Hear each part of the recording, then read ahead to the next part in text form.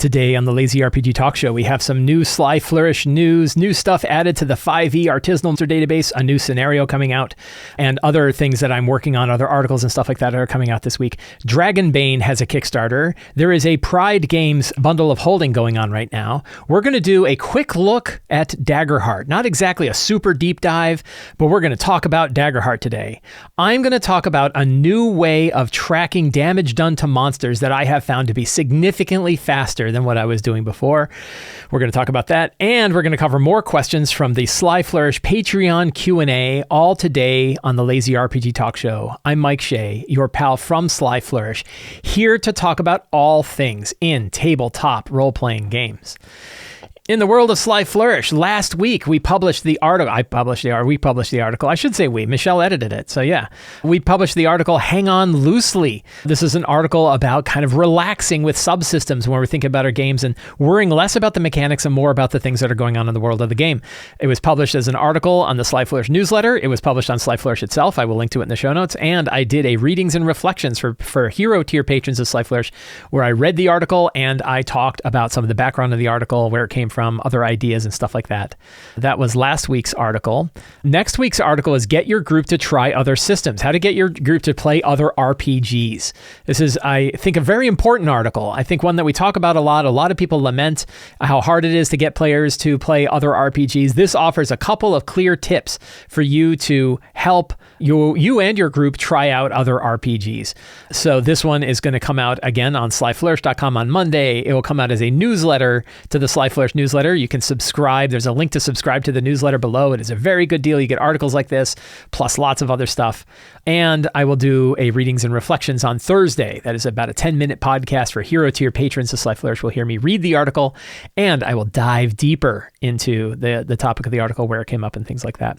I have been working a lot on the 5e Artisanal Monster database. I did a big segment on the show last week about it. The Artisanal Monster database is a fully downloadable set of rule sets, databases, tools, and random generators for 5th edition games. It includes four different 5e rule sets: the 5.1 SRD, which is D&D 2014, the 5.2 SRD, which is D&D 2024, Black Flag, which is Tales of the Valiant, and Level Up Advanced 5e. All the rule sets are here. I also am including the Lazy GM resource document, which is a lot of my material released under a Creative Commons license, and the Lazy GM's monster resource document, which is the stuff we released in the Creative Commons from Forge of Foes. So lots of different rule sets in here. You can dig into them, dive right into all the text. It is all available in Markdown and HTML, so you can actually import parts of it into your Obsidian notebook.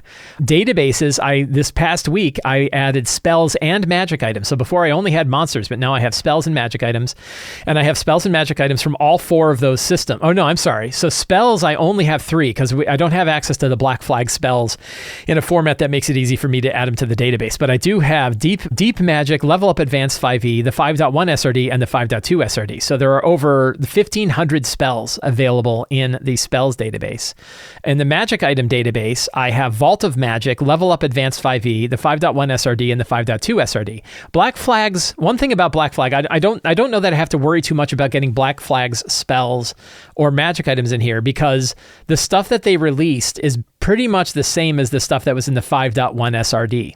So I don't have a big drive to get Black Flag stuff in here too, because I feel like if you've got the 5.1 SRD, you really have what you need. And honestly, for spells, the 5.2 SRD spells, I think, are the best spells that have been out. Then their spells and Level Up Advanced 5e spells are the best 5e sets of spells.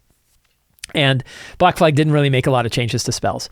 So I don't think there's a big need to get Black Flag spells and magic items in there. But if there's an opportunity for me to do so by parsing the data from Open5e, I will do so. So I added spells and magic items. It's very cool. Like, you can go in here and you can type Fireball, and you have the 3 different fireballs from 3 different systems. You can say, I want to see the 5.2 fireball. Again, available in text, and then you can click Markdown, and you get a Markdown version of that, all available. So those are the big things that were added, spells and magic items. But what that let me do is now I can link to those spells and magic items in other tools like the random generators. So for example, we have relics, single-use magic items. And in here, you can generate a relic, and it says like a monstrous ruby cup that casts knock. And it offers the level, the rarity, the DC, the modifier. These are using the 5.1 SRD spells in it. So it links to 5.1 SRD. It could link to 5.2. I might change these and move them to the 5.2 SRD because I like those spells better. And you can generate them. And again, the nice thing is you can generate a relic, and then you can click on the relic, and it tells you what the actual spell is. But here's an interesting one. It's the D&D 2024 treasure generator. Ooh, look, it's broken. There's like a broken thing there. No, it's work. Like I said, work in progress. A lot of stuff going on in here. But you can generate, and it will say like gloves of swimming and climbing. Anytime that the item, so the treasure generators have all of the items that are in the book, but it only links to the ones that were released under their Creative Commons license. So for example, gloves of swimming and climbing, you click those and you get the 5.2 SRD version of the gloves of swimming and climbing. Again, markdown format if you want it. Let's see. If they have spell, like here's a ring of spell storing, same thing. Staff of swarming insects, same thing. And let's find one where there's a spell. So here's a spell scroll, augury, right? And when there's a spell scroll, the spell scroll's spell is linked to this one's not great because that has a little markdown table, but the markdown table is broken. You can see it in there. Little bugs here and there, but that's what you're going to get with converting data like 12 times. So yeah, but it has links to all of that stuff. I'm working on a new treasure generator. It was something there's two things that I'm working on next week with this. One is Monday, I want to try to add in a tool-wide search that is still also downloadable.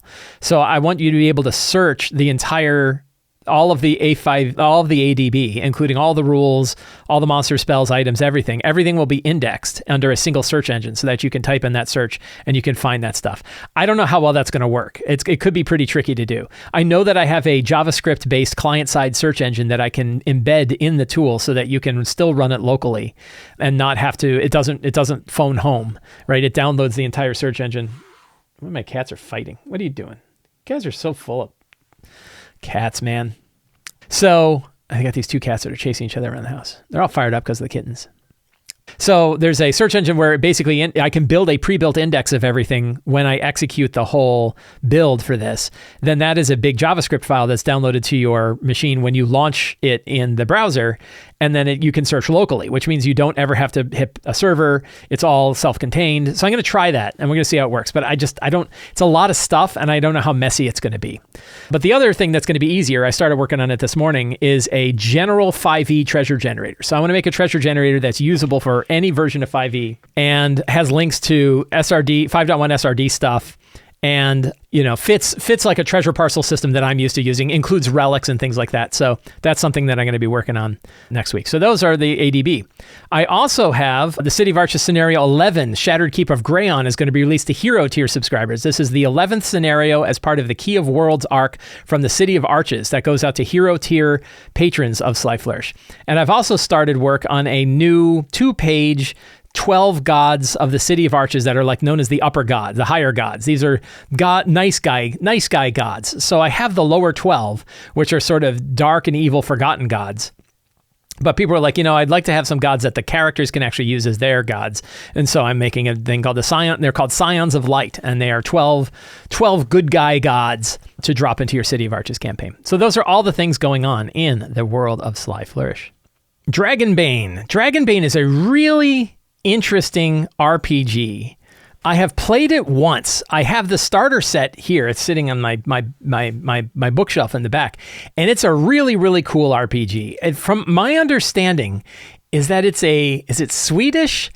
It's a Swedish fork of D&D that started in the 80s and then moved around, upgraded, and eventually got picked up by Free League, who has built a really fantastic RPG, very high quality, really cool art, has kind of an old school, I think it has an old school feel to it. I think people would say that it's definitely got an old school feel, but it's still kind of modern enough that I wouldn't put it in the same realm as like Old School Essentials or Shadow Dark or something like that.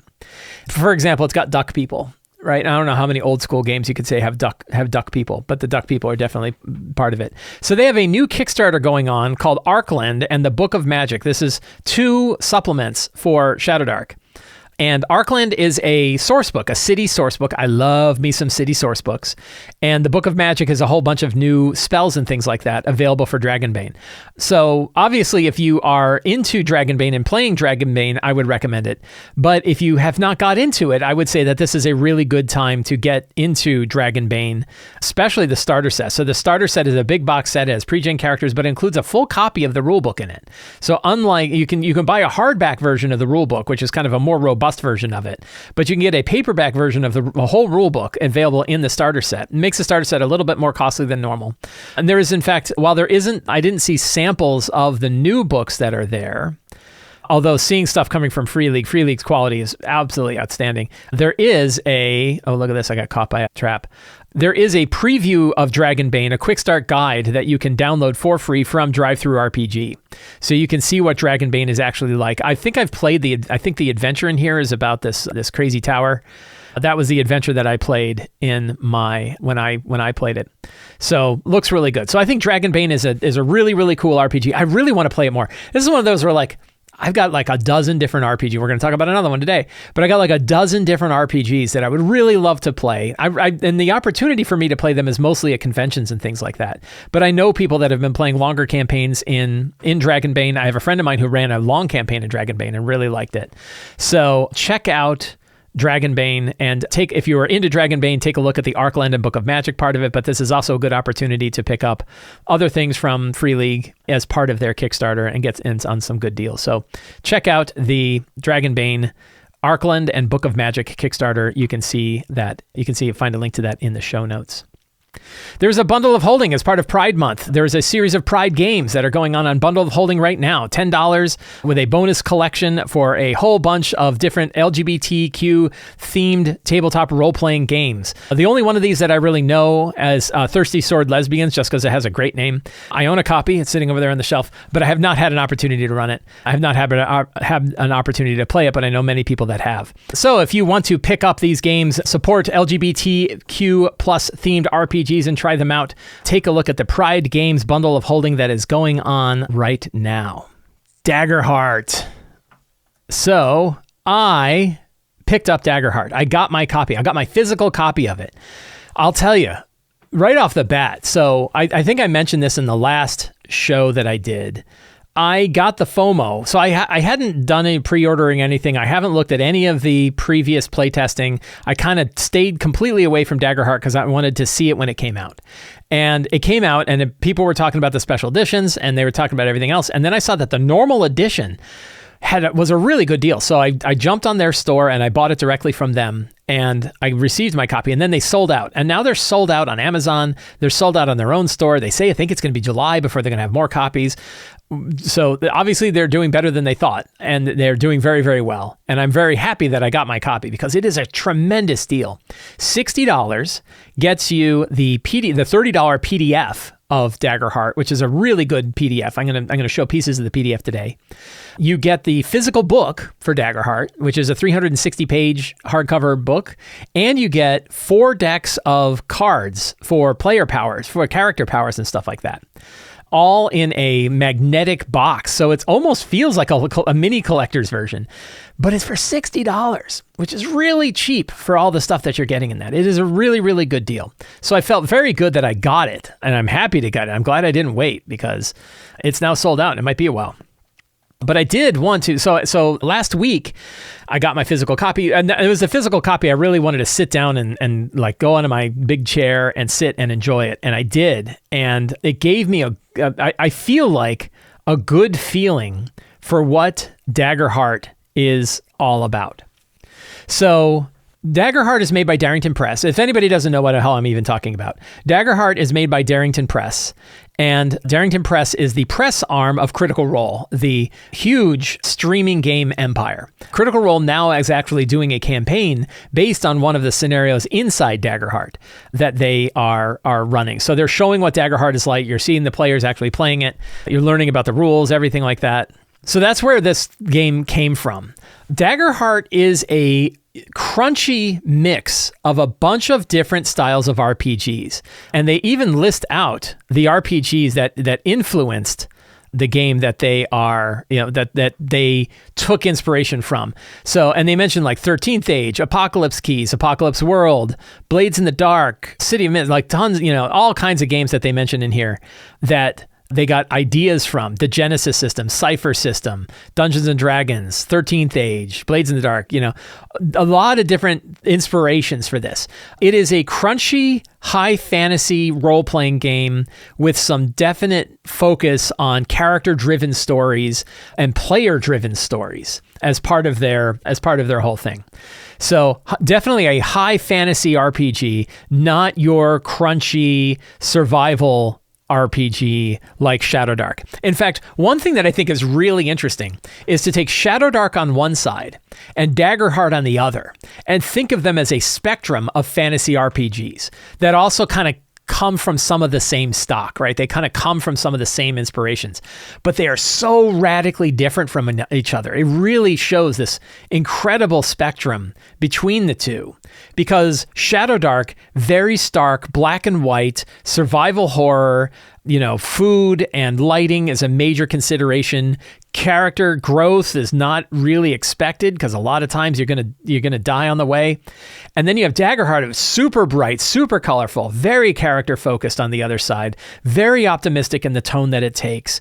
Definitely not what I would consider a survival horror RPG. There are some who obviously prefer one of those or the other. There are some who prefer things in the middle. There's always things that you can look at and be like, ooh, I really don't like that, or wow, I'd really resonate towards that. I don't care. I think it is fantastic that we have such a wide variety of different RPGs. And I'm a huge fantasy RPG nerd. Fantasy is my favorite genre for it. I hear people all the time. I think somebody in the thing was, how come you don't talk about Star Trek? I'm not into a Star Trek. I love Star Trek. I'm not a Star Trek RPG guy. I'm not saying they're wrong. People love RPGs of all different kinds. Cyberpunk, science fiction. Everybody loves that. For me, I love fantasy. So I'm really happy to see like this wide range of different fantasy RPGs, and Daggerheart sitting on one side of that, I think is really interesting. So some of the things that grabbed my attention right away, I have sort of a list of things that, where I took it and I was like, that's what kind of makes this different. Like some of the things that make it different. So some of the notable things that I saw is that, and if you've spent any time looking at Daggerheart, you already know a lot of this stuff, but it was the stuff that really grabbed me. One is that on the character side, on the player side, instead of rolling a d20 like you would in 5e, you roll 2d12. One of those dice is known as your hope die, and one of those dice is known as your fear die. And what that gives you, first of all, is instead of having a flat 1 to 20 curve on the roll, you have a curve where you're going to average, 13 is going to be more common than, 5 or 15, right? The curve, you now have a bell curve for the roll, which means you're generally going to land in the middle. But also it gives you 4 states of outcome for a given roll instead of 2, right? If you roll a d20 and you match it against a DC, you have 2 states. Did I fail or did I succeed? But this one, you have 4 states: succeed with hope, succeed with fear, fail with hope, and fail with fear. And that gives you these kind of different options for how the outcome of a situation occurs. Some of those are totally story focused. Succeeding with hope has a different kind of story and outcome than succeeding with fear does. But it also works as currency. Hope and fear work as currency. Hope is a thing that you collect as a character that you can then use to do things with your character. Fear are tokens that go to the GM so that the GM can activate monsters and do other things and have the world sort of react to them. So there's part of it is a crunchy componenty sort of, a currency, a crunchy currency that you use for the game. But sometimes it also affects the story of the game as well, right? There's both. There are 2 different sort of damage tracks, health and stress. Health is kind of like your typical sort of hit point situation. Stress is sort of a different band of, I think I'm getting this right. This is where I'm a little fuzzy on it, but I think stress is sort of another way that your character can be affected, have negative consequences that aren't directly tied to health. They use damage thresholds for health. So instead of taking damage as like a straight amount of hit points, essentially creatures or effects will do a certain amount of damage to you. And when that damage crosses a threshold, then you take either 1 point of damage, 2 points of damage, or 3 points of damage.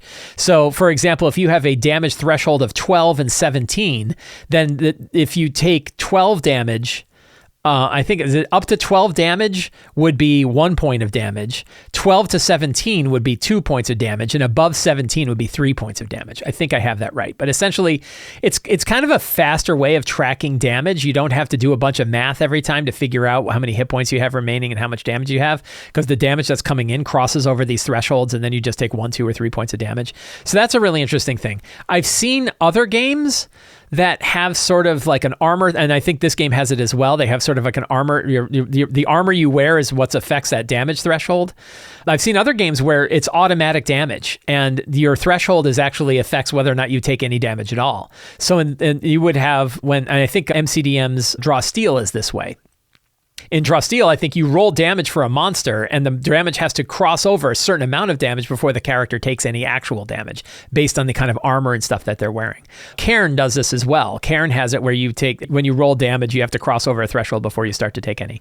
So this one does it two-way. You're still making a success roll to see if you hit it all, but then you have these damage thresholds, which essentially make the math nicer. They have a standard array for ability scores. I don't remember if they call them ability scores or not.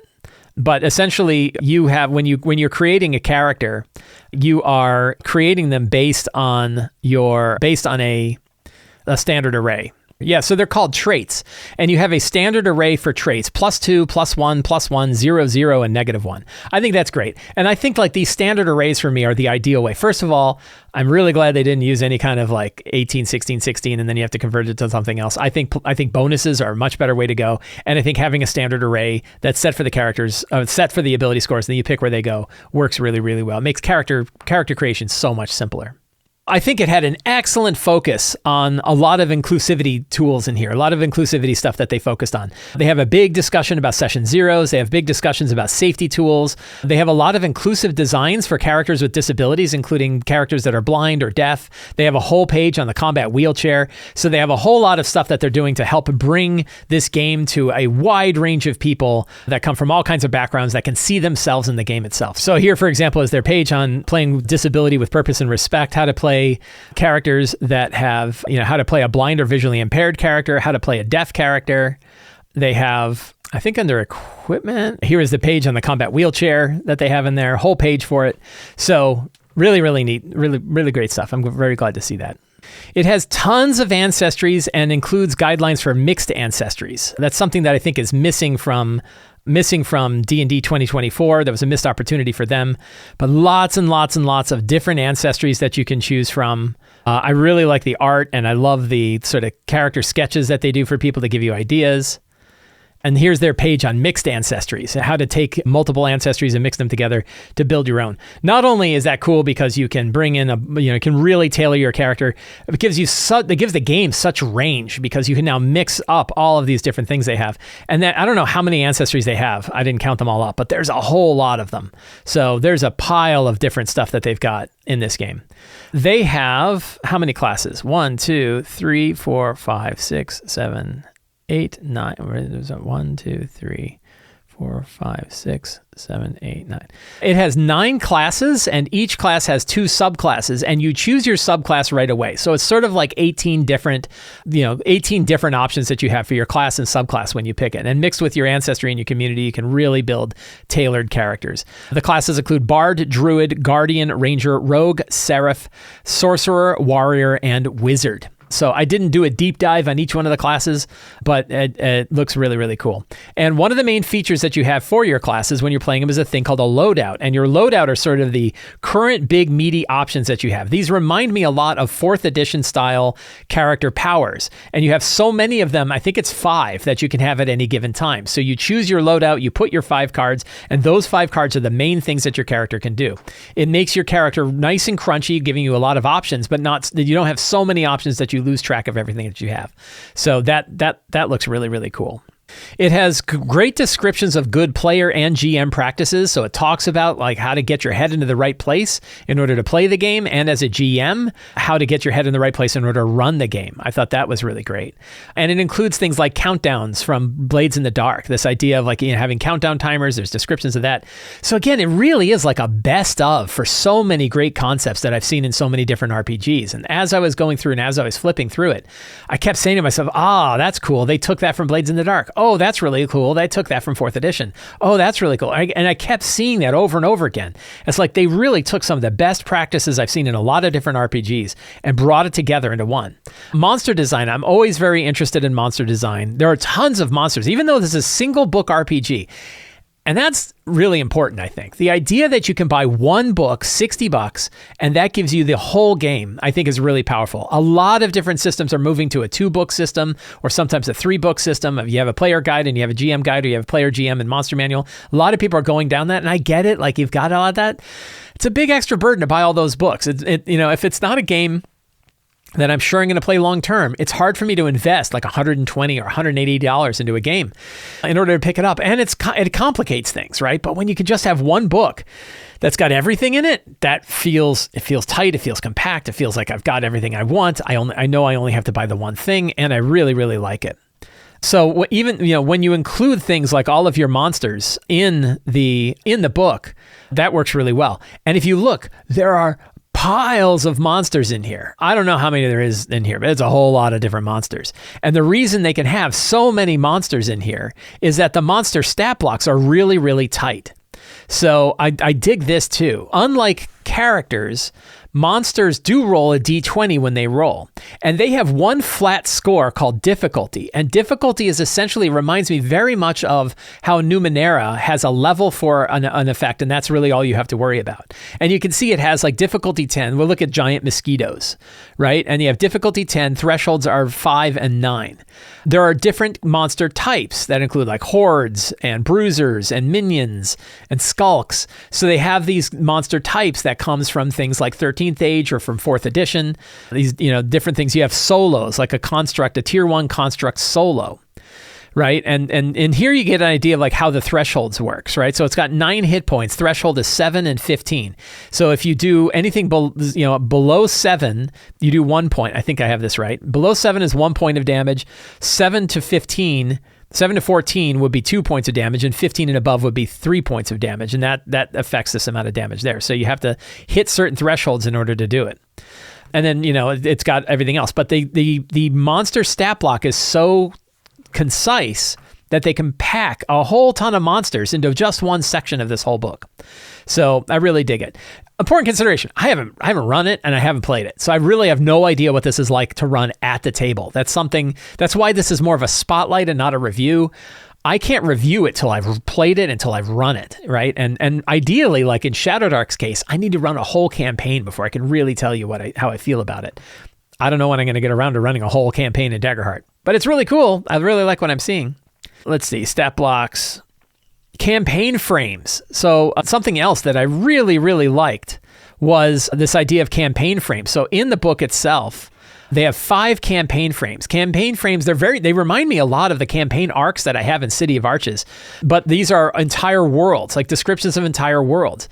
And it's a really good model for building out like even your own campaign notebook, right? Your own campaign set. And you can see like they're like 8 pages long, right? They're 8 to 10 pages long. They're not really big. If your campaign book is 296 pages, you may want to take a look at this model for building it. So here's an example of like the Witherwild, right? The Witherwild, it has a pitch that you bring to your players. It has tones and feeling. It has touchstones, which are like movies or TV shows that can kind of tell you what kind of influenced these sorts of things. Themes that it's got. I don't know how the complexity works. I guess it's like the overall complexity of the theme. Overviews about what's going on, different communities that are going on and how they're working with or against each other, different ancestries that are available and who are sort of the main ancestries, how different classes fit in the world. So again, a very character focus on how this campaign setting is going to fit the characters. Player principles, GM principles, distinctions. What are the things that set this one apart or things that you need to pay attention to from like a mechanics standpoint? Who are the gods here? What's the understanding of the Witherwild? What are some mechanics? Session 0 questions. What are the things you want to bring up and discuss during your session 0? What's the inciting incident? What sort of set things off? So I think that's a really great model for these campaigns. I really, really like it. I would love to see more stuff like this in other books. And I think it is a really good model that you could consider when you're building like your big campaign world of your own. So again, there are 5 such campaigns. The Witherwild, which is sort of a, humanity versus nature standpoint. 5 Banners Burning, which is a great big multi-side war that's going on. Beast Feast, which is about hunting. This is like your Delicious in Dungeons style campaign. Age of Umbra, which is the campaign that Matt Mercer is running for a campaign in this that you can see on Critical Role. Age of Umbra is this sort of Dark Souls / Berserk / Seventh Seal kind of end of the world sort of scenario. Motherboard, which is sort of a tech, sort of a high fantasy tech. This felt very Numenera-like to me. I wouldn't be surprised if it was like very Numenera-like. And Colossus of the Drylands, which is like hunting giant creatures that are walking through the wastelands. So really neat idea about it. And again, just like, man, you get so much in this book, right? There's so many things that you get in this book. One thing I really dig about the PDF, I got the PDF first, and the PDF actually includes a lot of extra stuff that you can use for the book. And I was going to like build a character. I'm going to show this stuff off because I think it's really, really good. Here are like examples of the cards, right? The various character cards that they've got for both your ancestries and also the powers that you have for your particular characters. So there's a whole PDF of that available in the book. I think you can download the PDF itself directly from their website. You don't have to buy the book. So if you want to take a look at them, you can download them direct. I think like this entire player guide sort of idea. Boy, there's a lot of cards. That all comes from here. So this sort of stuff is in the PDF that isn't really included in the physical book because you can't really use it from the physical book. But you can download it, you can print it. I was going to build a character, but one thing I think is really cool is that they have sort of like the Dungeon World character playbook ideas, that each class has its own separate character sheet where a lot of the stuff is already filled out. It tells you what your suggested traits are, suggested primary weapons, suggested secondary weapons, suggested armor. Inventory tells you what to take. So with these guides, you can build a new character, but you can build them really quickly. I didn't try it out, but when I printed one for the warrior, I was like, wow, this is going to take like 25 seconds. Like it's going to be really quick to build a character.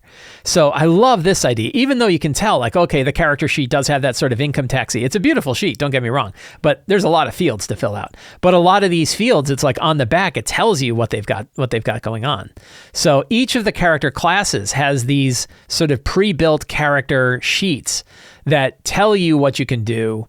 Obviously, if you're like really into it, you may want to customize it more than what you're finding on the sheet here. But the sheet itself, having sort of a guide for filling it out, I think it's really outstanding. I would love to see D&D 2024 sheets that were as simple as this.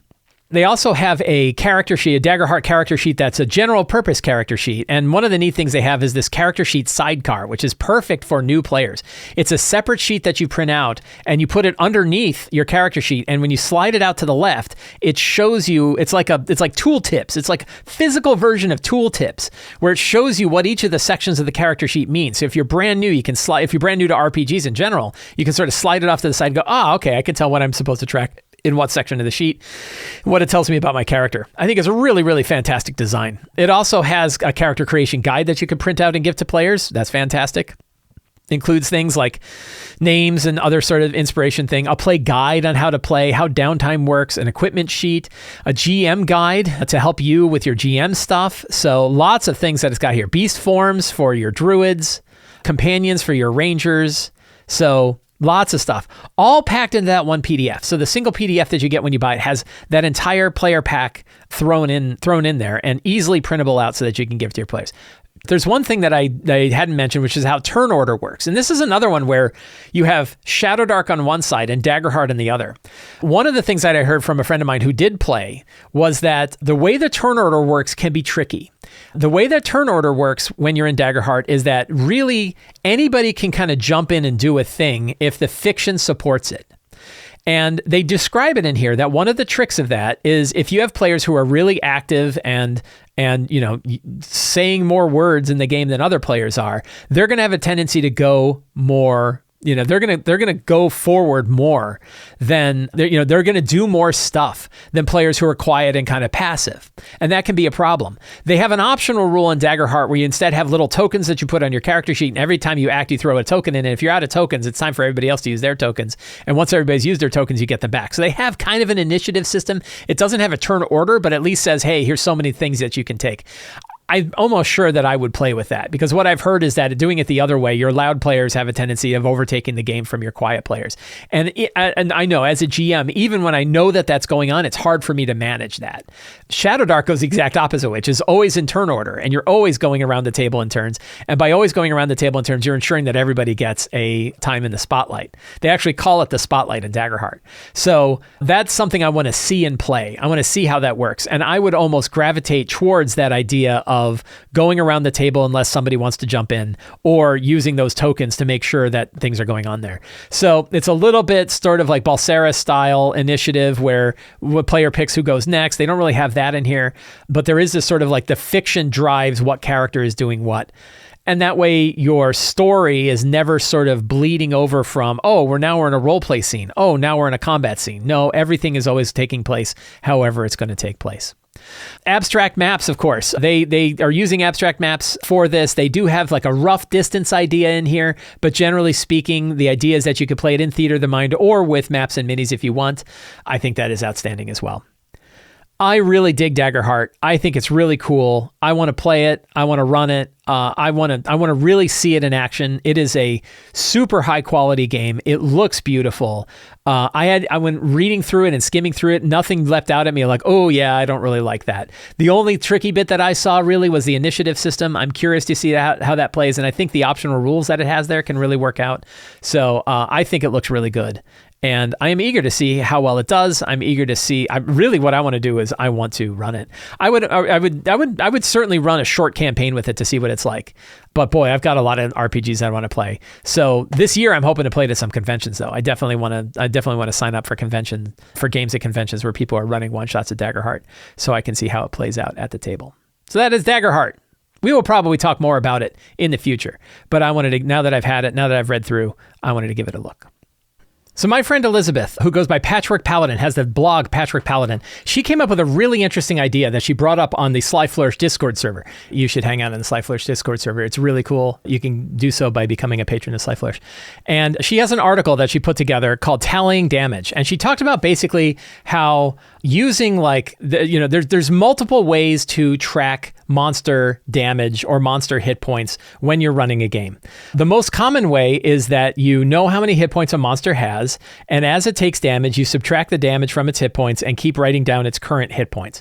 It turns out subtracting is hard. And math is hard in general. And what I had found is that adding numbers up was easier for me than subtracting numbers down. So instead of subtracting damage from its monster's hit points, I would just track the damage up. If it took 10 damage, I did 10. If it took 14 more, it's now 24. If it took 13 more, it's now 37. And I would just add up. And I can do that much quicker than I can when I subtract. When the damage it took crosses over its hit points, then it's time to die. I think that's pretty common, that adding up is faster for people than subtracting down. But Elizabeth brought up the fact that instead of doing either of those, she could use like a tally, and the tally could actually be done very similar to like Roman numerals, that you could use V's, you could use slashes, V's, and X's to track the amount of damage that it does. And she talks about this in her blog article. You can find a link to this blog article in the show notes below. So, a certain amount of damage is 4 damage. You do / / / / Second hit does 8 damage. You do VVII. That, cross, right? The 4 becomes a V. Third hit, 3 damage, VVV, and then it's dead, right? And in bigger monsters, you could do more with X's and V's and stuff like that. Now, I'm running 2 different tier 3 5e games. So I'm running monsters that often have in somewhere between 150 and 250 hit points. I have a lot of them. And I love this idea. So what I started doing was just using X's and slashes. So instead of a V, I used an X. And the reason I would use a slash for 5 is that when I draw it, I can cross the slash and now it becomes a 10. And that makes it really easy. So here was an example of how I was tracking damage in one of my games. You can see like Ray had 262 hit points. I had a whole bunch of like X's for her. And basically anytime that she took damage, anytime she took damage that was divisible by 10, I would do an X for each 10 damage. If it was 5, I would do a slash, and that would do 5. Now, so it was really, really fast for me to basically create this. And I could look, and you could see right there that one block of X's for Ray is a total of 250 damage that she took. 5 rows, 5 columns of X's, each X being 10 damage. You could see that like for some of the other guys here, like Vriss, I had, 50, 60, 70, 80 points of damage for Vriss. And, I could track things that way. Here was like a creature. This was at another game I had. We had Bloodtail and Bony Bob were 2 creatures that they were facing. And I did X's and slashes for those as well. So for me, using X's and slashes was the simplest way to track this out. And what it meant was it was very easy for me to look very quickly and see how much damage a monster had taken. But more importantly, when it had crossed the amount of hit points that it has. And I didn't have to do any adding. All I had to do was an X for 10 or a slash for 5. If it takes another 5, I put another slash, and it worked well. I even did it for digital. So this is how I track initiative, abstract combat, and damage done to monsters in a single text file. I talk about the power of text files in the show that I did last week. And here, for example, they're facing a creature called Zivix. Zivix had 200 hit points, and every X was 5. So you could see that right here, it had taken 165 hit points worth of damage. So you'll notice a trick that I did here. And I'm going back and forth on this. I've had some conversations about it, which is, what about 1, 2, or 3, or 4 damage, right? Where does the remainder? If it takes 24 damage, what do you do? So I'll tell you, the fastest thing that I did was rounding. And you round it up or down, right? So if it took 24, you'd say it's 25, and you do XX slash, and then it would be done. If it took 22, you would say XX, right? And because you're rounding up or down, the total amount of damage that you would ever be losing because of that, or gaining because of that, is 2 points per hit. At high levels, those 2 points per hit are really not going to matter that much. Lower levels, they might matter. But I've talked to players about this, and they're like, it feels bad. It feels weird to know that I'm getting rounded up or down. Like, I feel like the dice are not rounding up or down. I'm not rounding up or down, but then you are when you throw it to monsters, and that feels weird. So I was like, okay, well, there's other ways to do this too. And here is the example that I did where I was tracking damage done to monsters, and I had another little tally, which was the remainder. So I have the main damage that's done to the monster, which is X's and slashes. You can see like Vesta there has, let's see, that's 50, 100, 10, 20, 30, 130 points, 135 damage done with the main damage, and then 139 because of the 4 up above. And you see those little tallies up above where I did 4 little tick marks, right? So if the damage goes, any damage that is over a divisible of 5, I put those as individual tick marks. When I cross through the tick mark, then I add a 5 to the base, and I ignore it up in the tick mark at that point, right? So the nice thing is that I don't have to count all of the tick marks up in that upper bar. I only have to count the ones that haven't been crossed out. Once they've been crossed out, I've added them to the bottom of the list, and it makes that really quickly.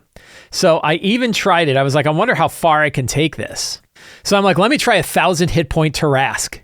And what I did, and this was like a test for myself. I did this yesterday. I brought up my little dice roller. I think I did like 4d12 plus 6. And I would roll and then add the damage to the Tarrasque and see how hard was it for me to track the damage done to a Tarrasque, counting every single point using the tick marks above. And you can see like this was 1,000 points of damage that I did. I ran out of room on the card, so I couldn't even put the full 1,000 damage that was done. This is about as extreme as it gets, right? If you have 1,000 hit point monster, and I think this is about as far as it gets, as the 1,000 hit point monster. And basically what I'm doing there is blocks of 250, right? Every 5 rows is 250 damage worth, 5 across the top. And so people are asking like, well, why not just add the numbers together? Is it really that hard? Not having to add makes it really, really quick to track the damage. Like for me, it made a big difference. For me, when I switched over to just doing X's and slashes, not having to add numbers together and just writing down the damage as soon as it showed up was really, really fast. And then all I had to do was like look at the sheet and know like once the sheet crosses this area, that means the monster's dead, right? Like I could tell, okay, the monster has this many hit points. As soon as I see this, the monster's dead. I don't have to do any math. It's all just like symbol work. Now, when I added in the individual stuff, it became a little bit trickier. And there's some circumstances where you like a monster has, it takes 15 damage. So you do an X and a slash, and then it takes 20 more. And then you're like, okay, so that's one slash and then 15. And then they do another X and another slash. Moving the slash out to the right was a little bit trickier, but generally I found it faster than my process of adding numbers up. So that is my new trick. I've now tried it out in 3 or 4 different games. I'm really thankful to Elizabeth for the idea that she brought up on the Discord server. Again, you can find her article, which I highly recommend you take a look at in the show notes and try it out. So if you listen to this and you're like, man, I don't even like it. Okay, cool. We're good. You don't have to try it. It's no skin off me if you look at this and you're like, yeah, I don't really like it. If you're happy with what you're doing, you're happy with what you're doing. You don't need to do it. If, however, you're like, hey, I like to try new things, I'll try it out and see. Try it out. See how it works. Do the little X's and slashes, and see how quick it is for you. And try it with the tick marks up above if you're doing individual amounts of damage. But you can also just round to the nearest 5 and 10, and you're probably going to even out in the end anyway. And it's super fast when you do that, I tell you. Like, it was really, really quick for me to track a lot of damage done to a lot of different monsters that way. So it was a neat trick. I really liked it. I thought it was a lot of fun, and I thought it was a new, fast option for tracking damage done to monsters that I've now done in a few different games, both in person and online, and I found it to be really good. So give that a try. How are we on time? Oh, we're good on time. Got plenty of time. Robert Table says, I'll try it both ways in my game today and report back on the Patreon Discord. Excellent. Good experiment. I think Robert Table says that the trick is sponsored by Big Ink Pen. Yes, we here at Big Ink Pen think you should spend as much ink as possible. Make your X's even bigger. I just always round up unless it's 1. You can, then you're skipping more. I think when you round up and down, what I have found is in my head, I know which way I rounded the previous time. And I know if I round the other way, it's really evening out as you go. Basically, every 2 hits is generally evening out as you go. So in my head, I know. And remember, it's only a 2-point difference, right? So when you're rounding, it's really only 2 points. You're really just like bouncing 2 points across the way. You're not really losing anything. It's not going to be a 10-point difference at the end. I'm almost certain of that. Even with big monsters, you're not going to have like a 10-point sway. I will say, though, that I've seen many battles where a monster got down to 1 point left, and that's an interesting situation to have happen. And I think when you're doing the rounding, the likelihood of that situation coming up quite as often is unlikely. So that is something that I keep in mind, is like when you're not tracking hit points down to the single number, you lose some of that nuance of like, oh my God, he's got 1 point left. But I don't know how interesting that really is. Like, I don't know how interesting that is to players. I'll tell you, when I'm playing Solasta and a monster's down to 1 hit point, I freaking hate it. Because it's like, oh God, I got to go through a whole other thing and hit that guy. So yeah. If you're rounding, just give all your monsters N plus 1 hit points, I guess. I mean, you're still going to be off. Might be interesting if they have regen. Yeah, the regen, I might just increase their hit points as the regen is going up, right? I would probably increase the hit point, and rather than subtracting damage, that you just make the window wider. As long as they have damage, they basically gain 20 hit points, right? That's how I would do it. Every quarter on the Sly Flourish Patreon, we have a new Patreon Q&A thread. Every month, players can ask questions there, and every Friday, I answer those questions. Some of those questions I bring here to the show so we can dive into them a little deeper. Braden S. says, I know you've written and talked a lot about the 3-2-1 quest structure, but I wanted a clarification. When you talk to players about potential quest options, are you asking as the patron in-game seeding rumors, or are you talking as a GM directly to your players on what the options are and what direction they are most interested in? Both. So this is one of those like, tell, don't show. You can do both. One, you can have the quests come about naturally. And I really like the idea. I think it was Matt Colville who talked about this on his show. The idea that players sometimes bring the quest to you, but you're the one to articulate it and turn it into like a physical thing, maybe a note card that you write the quest on, or something you write down to say, okay, this was a quest you guys were interested in, so I'm putting it down. You can decide not to, but I'm clarifying it. And so I think what you can do is do both. That organically during the game, new quests come up. But as a player, you can kind of pause for a minute. As a GM, you can pause for a minute and say, okay, to the players here are the 3 quests you have. What ones are you guys interested in following through with? And I think it helps to kind of do both, right? That it's sort of like, in your video game style, right? Like during the video game, you're having dialogue with NPCs, you're having situations that happen in the game, but then bang, it turns into a thing that sits in your quest log so that you can go and look at it and go, oh, that's right, that's what I'm supposed to do. And just like in a video game, you might forget how something happened, but you've got a quest, and it really helps to go like, what quest are we on now? Oh, that's right. Our job is to go to the Citadel of the Third Heaven to assassinate Vesta the Shining Storm because they are a silver dragon that's part of the Dragon Empire, and we really hate them and we want to kill them. Right. So you can kind of describe it again. So I think it really helps. And whether you're using the 3-2-1 quest model or not, the 3-2-1 quest structure I talked about in a previous show. Basically, you have 3 quests that are in front of the characters. They pick one, they go on it, they come back. There are 2 remaining. They pick one of those, they go on that one, and then the last one is thrown out. And then you have 3 new quests. Some people called it the 3-2-3 quest structure. You can call it whatever you want. I don't really care what you call it. I'm calling it 3-2-1 because it sounds nice. The three quests that you go on, then 2 quests you go on, then the last one is thrown out, and then you get 3 new quests. So, but the way I like to do it is that in-game, in narrative, in the flavor, in the story, they learn about things that the characters are interested in doing. These come in front of the characters. They discuss it in-game, in character, about what they want to do. Then they decide that it's something worthy of a quest, and bang, you clarify it that, that was a thing you learned about. That was a thing you guys decided you wanted to do, but not quite yet. You keep track of those so that you can bring them in front of your players, and then you can stop the game and say, okay, players, here are the 3 options that are ahead for you. Which one of those do you think you're going to want to do? You can do rank choice voting of like, hey, pick your favorite one and your second favorite one. And then we'll figure out, the favorite one, it counts as 2. The second one counts as 1. And then we'll add them all up and figure out where you go. Then ask players like, hey, for those players who didn't pick the quest, are you guys okay if you still go on that quest? And if they're not, then you might say, okay, we need more discussion in order to try to find a better consensus, because it's a big part of the game. I really like that idea. Another dirty trick is that you can kind of tie the quest to different gameplay style. You could have sort of your role-playing focus or your exploration focus or your combat focus. And that way the players can say, oh yeah, we were interested in kind of doing more combat stuff. Okay, we're going to pick the combat quest. So that's another trick, is you can add some meta stuff in there so that they know the kind of style of game they're going to play when they go on a particular quest. But I think there's a great value in both letting them come out organically during the game, but then also clarifying them and you as the GM solidifying them so that you can talk to the players about what quests they want to go on so they can enjoy the game that they're playing in front of them. Fantastic question. Andrew says, how do you go about keeping the tone of a campaign consistent? I'm into the back part of my first campaign and it's been a lot of fun, but looking back over it, I think the tone has veered into the chaotic and silly, which, while fun and everyone is enjoying it, made me wonder how, after setting the tone expectations in session 0, you consistently maintain that throughout the campaign without constant above-table reminders. The short answer is I don't really worry about tone. I just let the game go where it's going to go. And what I find is that games go in different directions, that sometimes they will go, they will vacillate between different things. Sometimes if it's really dark and gritty, it goes dark and gritty, but then it gets silly, but then it goes back to dark and gritty again. It can vacillate. It can go to different things. It can go from dark and gritty to silly to heroic, depending on the players and what they bring, depending on what you bring.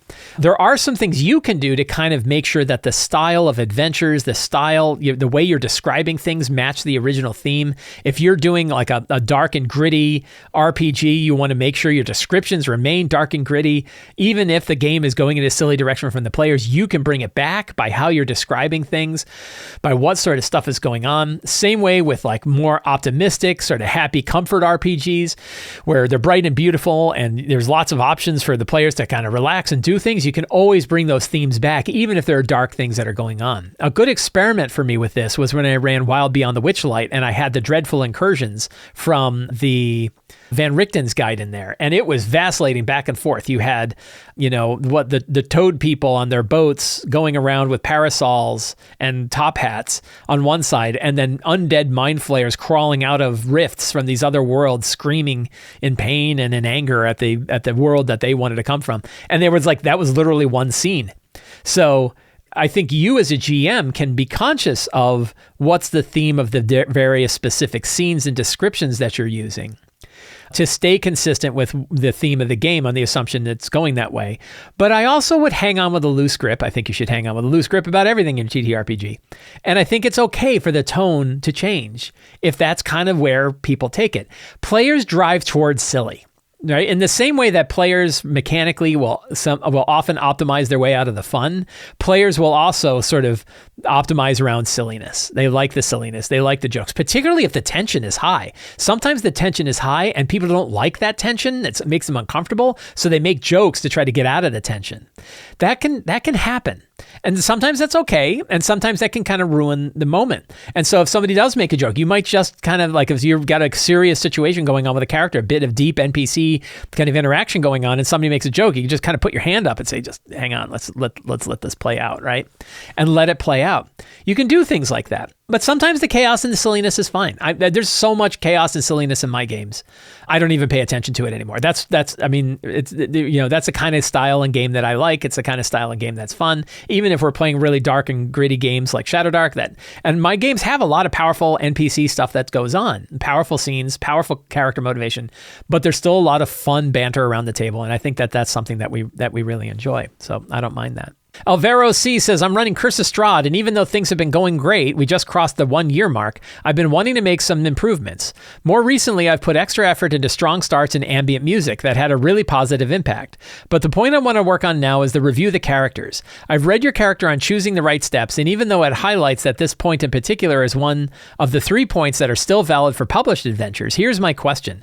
What specific advice can you give on how to review the characters for published adventures, more specifically for the ones that are less open-ended in terms of lore, like Curse of Strahd, where the PCs are taken from their familiar places and has a very specific theme? Yeah, so there's lots of different things you can do when you're reviewing the characters. Reviewing the characters isn't always one thing. I talk about looking at the background of the character and asking how you can tie the background of the character into the current campaign. But for a game like Curse of Strahd, where they were brought out of their old world and into a new one, and there's really no connection to their old background, that might have a loose effect at all. Lately, what I've been doing is talking about what's something this character might recognize based on their background, based on their experience, based on their drives. What's something that they might know about or learn about from this next session that kind of ties them to the world. And that's a little bit more open-ended that you can sort of do as long as you know something about the character. You have something. Obviously, if you're running a pre-gens or players are bringing characters that you've never seen before, you can't really do that step, right? You can't really review characters if you don't know the characters yet. But if you know anything about the characters, you can kind of say well, what is the player interest in this? What is the character's interest in this? What might they know about this thing? How do they feel about this, right? Sometimes these are questions that you can ask. And one of the tricks that I use is campfire tales, that occasionally during our game when they're taking a long rest, I'll have them say now that you've done this major accomplishment, I should do this in my game that I'm running in half an hour, right? Now that you've accomplished this major goal, how do you feel about where you want to go in the future? What do you want to do? What are you thinking about? And that way you can learn those things and then you write them down. And then when you're reviewing the characters, you can say, here's how these motivations and interests of the characters are driving or learning what they can learn from what's going on in the rest of the game. So it doesn't matter. This is a way to make sure that your characters are integrated with published adventures, which is why I think it's still a very valid step when you're running a published adventure. You're not changing the adventure around the characters. You're tying the characters to the things that exist in the adventure. Does the character know anybody in Veliki? Do they have an old friend that lives in Veliki, right?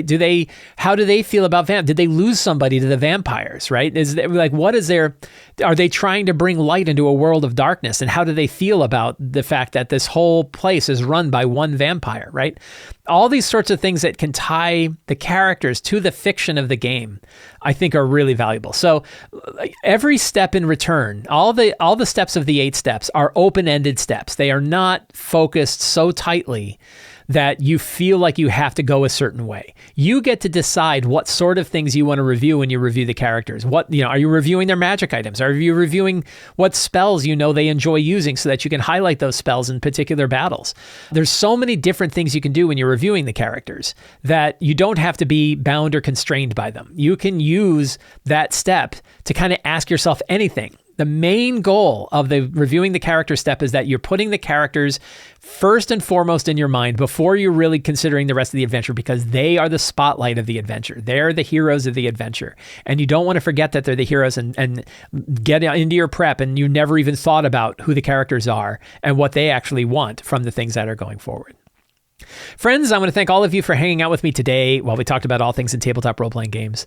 I hope you enjoyed the show. If you did, and you want more stuff like this, please subscribe to the Sly Flourish newsletter. There is a link down in the show notes. It is absolutely free to sign up. You get a free adventure generator for signing up, and you get a weekly RPG article sent to your inbox with links to all of the other work I do. You can also become a patron of Sly Flourish. Patrons get access to all kinds of tips, tricks, tools, like the 5e Artisanal database, like the scenarios for City of Arches, like a whole bunch of other exclusive adventures, a whole bunch of other tools, ways to search the Q&A database, thousands of questions and answers I've done, and you can go in there and search on them and find other people's answers and other people's questions that are similar to yours. I have the talk show database where you can find all of the topics that I talk about in the talk show, linked to the specific topic, searchable, all stuff like that are available to patrons of Sly Flourish. It's a really good deal. People are always telling me it's a really good deal. So you should check that out. And you can pick up any of my books, including Return to the Lazy Dungeon Master, which talks about all of the 8 steps that we were just discussing. Lazy DM's Companion, which has a whole bunch of piles of tips and tricks and scenarios to help you run your games. Forge of Foes for building monsters. City of Arches for a nice city source book for you to run your adventures in. All of those are on the Sly Flourish bookstore. Links for all of those are in the show notes. Thank you so much. Have a great day and get out there and play an RPG.